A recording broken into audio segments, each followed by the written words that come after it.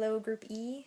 I watched Anna Devere Smith's video for American Characters earlier today, and I'm getting around to doing the response for it now after sort of ruminating a little bit. This is my response. If it wasn't clear already, this is essentially how I've been responding for the last while. So I guess jumping into it, what is your response to her work? I I kind of ran the emotional gamut a little bit with this performance, and at times I was open to a different perspective, and I was open to the character, and in some other instances I was feeling, intense empathy towards characters and towards the situations that they found themselves in, even when in most cases people wouldn't. I would argue. And at one particular moment, the last character, the American cowboy, as soon as she started performing him, I immediately thought, this is a caricature. And then I had to stop myself and kind of remind myself that this is supposed to be an accurate documentation of what has been said in an interview.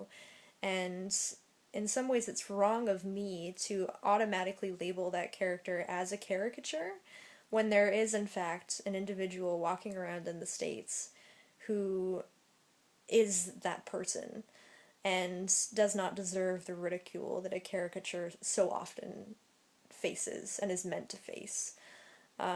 So that was kind of an interesting perspective and something that I had to sort of take a step back and look at. And I didn't necessarily expect to look at it more deeply, but I did.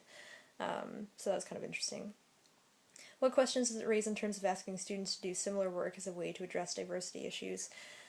I'm hesitant to say that I would ask my students to do this particular piece or this type of performance, mainly because I think that it is incredibly complex and a very complex way to kind of address diversity issues.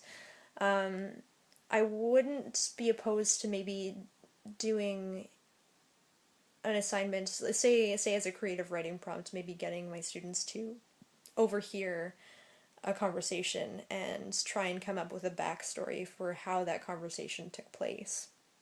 And then perhaps sharing that out as a class and having a discussion about diversity in that sense.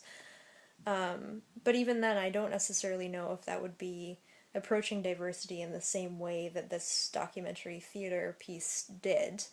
And, in the end, I have to admit that I don't really have an answer for this question. And I think that's okay. I think I'm allowed to say that I don't really have an answer. I hope so, anyway. So moving on to the second one, what, if any, ethical, emotional, or other kinds of issues come to mind when performing someone else's words and experiences in an educational context? Well, I think the first thing to remember and to always be mindful of is that every individual is going to come to a task with their own perspective and with their own bias. And even though Anna Devere Smith is supposed to be, faithfully documenting and, performing the interviews that she's documented, she is still going to come at it from a particular perspective. And in some ways, I would argue that that perspective and her own personal bias is injected into that performance, even if she is aware of it. I don't know if that really makes sense. Maybe it does. I can't even tell at this point. Sorry, guys. But I think that if you're asking your students to do a similar thing and to perform someone else's words, you also need to figure out how to have a conversation with the students about something that may be offensive.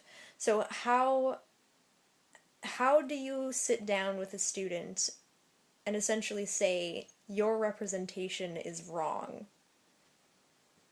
I don't know how to have that conversation. I don't know if anyone else does. If you do, I'm all ears. I'd love to hear what you have to say. I mean, for me, I think it comes back to the idea of, whether or not someone is saying something out of a place of hatred or whether or not it's coming from a place of ignorance.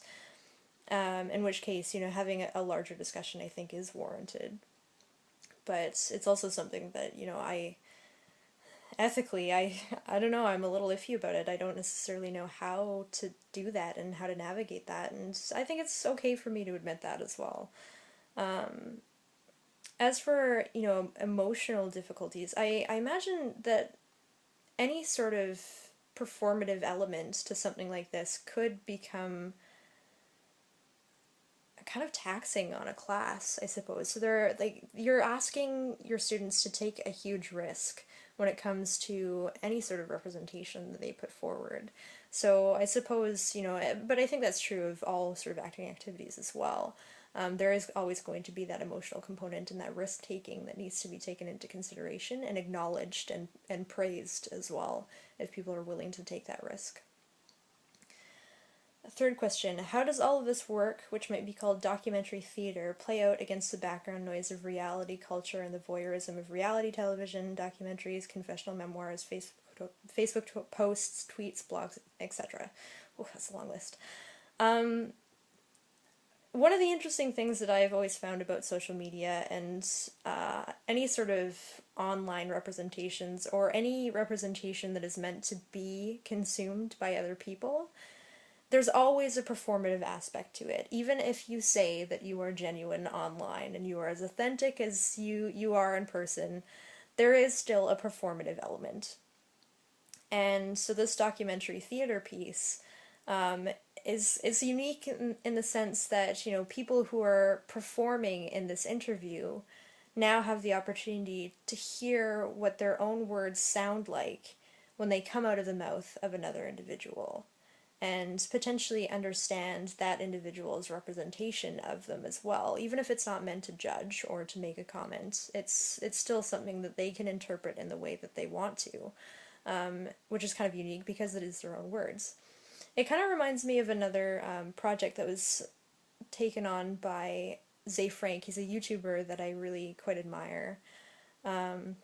Mainly for his work with internet community and building up communities around this idea of a shared connection online.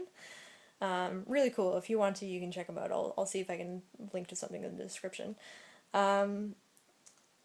But he ended up making this project called Facebook You Equals Me, where he asked people for their Facebook passwords and a description of who they were, because he wanted to see how he could do passing off as them on their own Facebook. And to me, this is sort of a similar idea to this documentary theater piece. It's a different medium and sort of a different context, but it's still allowing others to see the representation of themselves from an objective standpoint, if that makes sense. I don't know. I can't even tell. I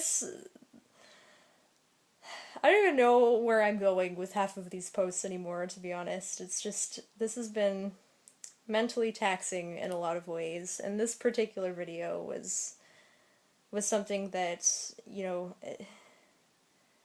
I wasn't necessarily prepared for. I thought it's a great video. I think Smith's incredibly talented. But in some ways, it also makes me realize that I don't necessarily have a response for a lot of what's being asked. And, I guess I kind of have to accept that, even if it is kind of frustrating sometimes. But anyways, I'm just rambling now, so I'm going to cut this off. Thanks.